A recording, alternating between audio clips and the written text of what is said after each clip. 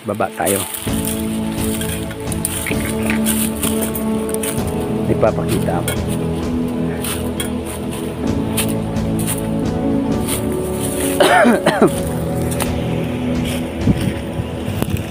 Ito yung yang niya. Ito yung mata-mata mga kamusang. Ito yung baging niya. Yan. Ito yung sinasangkap rin sa pagkasa ng bao o langisan. Ito po yung yang niya. Kukuha tayo nito. Mga kamusang, may papakita naman po tayo. Ito po yung tinatawag na rosary seeds, yang niya o mata-mata kung tawagin. Yan po ay isa rin na panangkap ng mga antingiro at antingira sa pagkasa ng bao na walang mata, walang bibig, o isang mata, isang bibig, o di kaya sa mga habakman o sa langisan. Yan po ay magaling po yan magbibigay ng mga sinyales.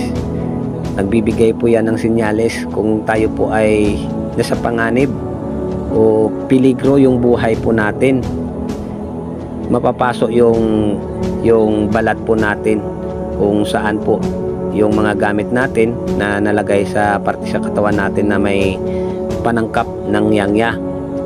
Inahalimbawa ko po sa amin dito sa bao namin, habak at langisan, mayroon po talagang sinasangkap po yan. Halimbawa kung kami po ay papasok sa kuweba, pag uminit yung gamit po namin na parang mapapasok na, hindi po kami nagpapatuloy na papasukin namin yung kuweba mga kamusang, dahil po yan po ang isang sinyalis na may peligro na pararating sa amin. Baka itutulak kami sa bangin, o di kaya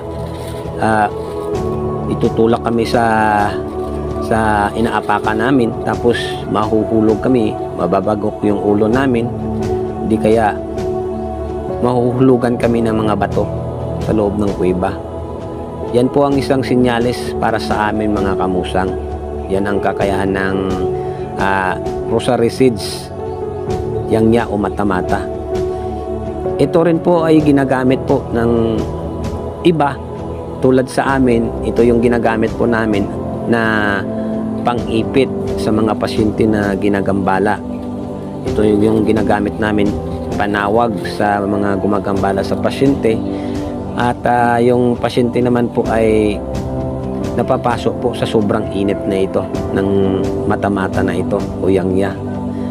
Kaya minsan lang po namin ginagamit ito kung wala na po kaming extra na mga palito o mga pandakaki na pang-ipit.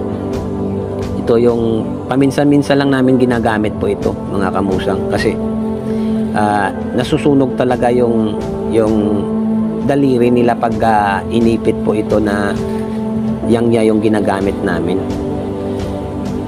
Ito yung yang-ya mga kamusang ay subok na rin namin dito at ng mga ibang antingero, na yan po ay mabilis at mabisang nagbibigay ng mga sinyalis sa mga masasamang tao na may magtatangka sa atin ng hindi maganda. Umiinit po yung gamit. Yan po yung kakayahan ng yang-ya.